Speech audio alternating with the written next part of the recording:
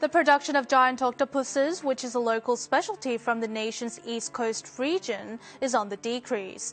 In order to increase the number of giant octopuses, the central and local governments joined hands and established a spawning facility 4 years ago. From babies to larger ones weighing over 5 kilograms, caught in fishing baskets are pulled up. 한 1년 정도 자란 것 같고요. 무게는 한 2kg 이상 나가는 것 같습니다. After a 10-minute sail from Muko Port, Gangwon Province, the nation's first spawning ground for giant octopus comes into view. The facility measures 1.1 million square meters. Every day, Japan's craving for takoyaki consumes hundreds of tons of octopus caught from oceans thousands of miles away. But here's the catch. This simple street snack relies on one of the most advanced seafood supply chains on Earth. 25 meters deep in the water, giant octopuses in various sizes briskly swim around.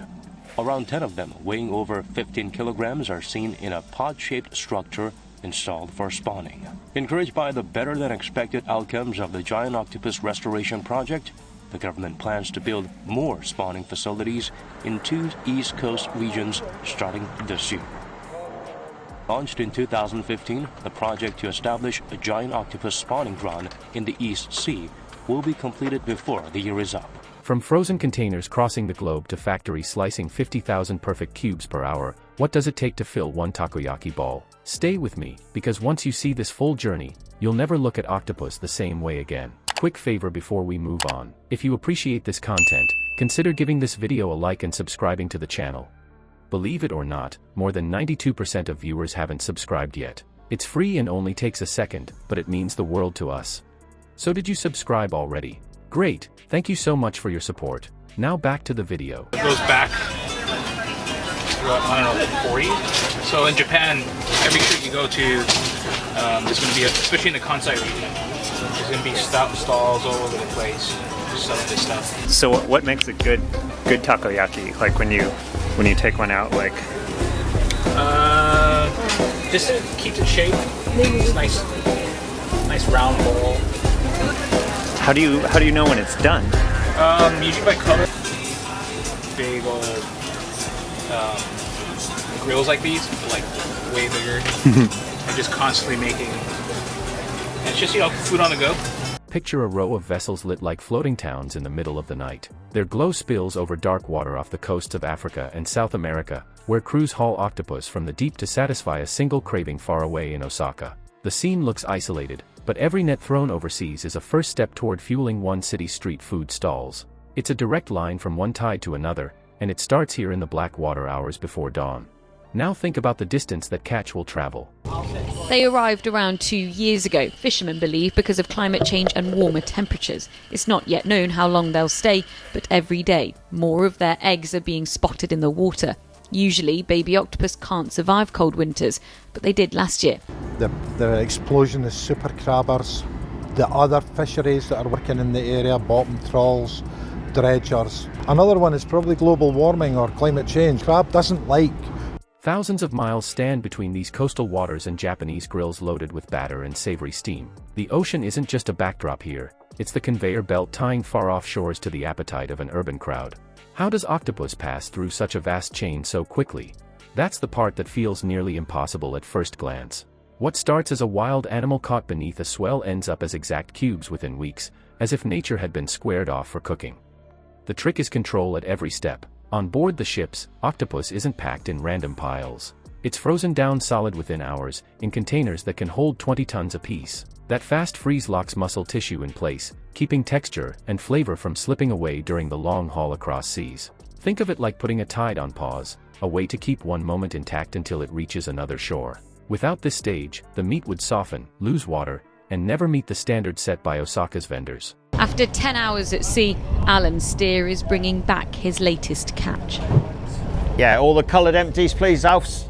His family have been fishing the waters around Devon for 3 generations. Their favourite meal seems to be juvenile crabs, leaving fishermen worried there'll be even fewer to catch next year. Alan is making up the difference by selling octopus too. If they disappear though, he could be left with hardly anything to fish. This has been the problem for us lately. All these octopus. These have been getting in the pots, eating all the lobsters, eating all the crab.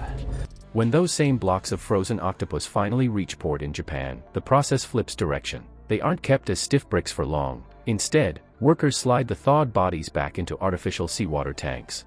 This rehydration stage wakes them up in a way, not to life, but to usability. In saline baths that mimic natural brine, the flesh loosens, takes on pliability again, and becomes ready for knives and machines. For something locked in a container for weeks, this step is as close as it gets to tasting the ocean once more. That's when separation comes in.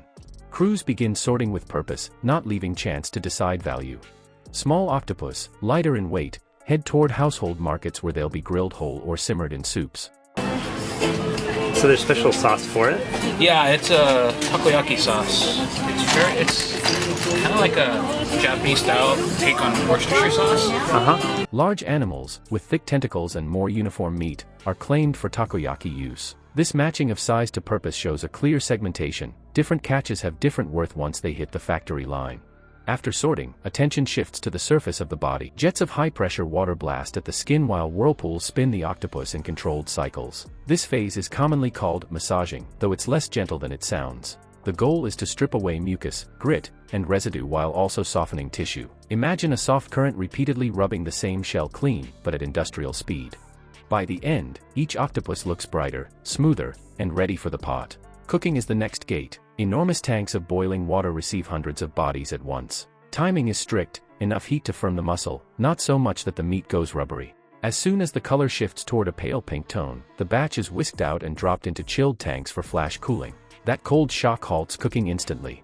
It locks in the prized shade and fine texture that consumers in Japan associate with quality.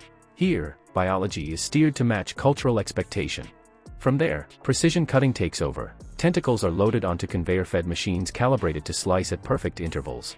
These blades produce tens of thousands of little squares every hour, each intended to vanish into a round batter ball. The uniformity is striking. Where wild catch was once irregular, the process leaves behind building blocks of flavor identical in size and weight. It's a mechanical rhythm supporting street stalls and restaurant chains alike.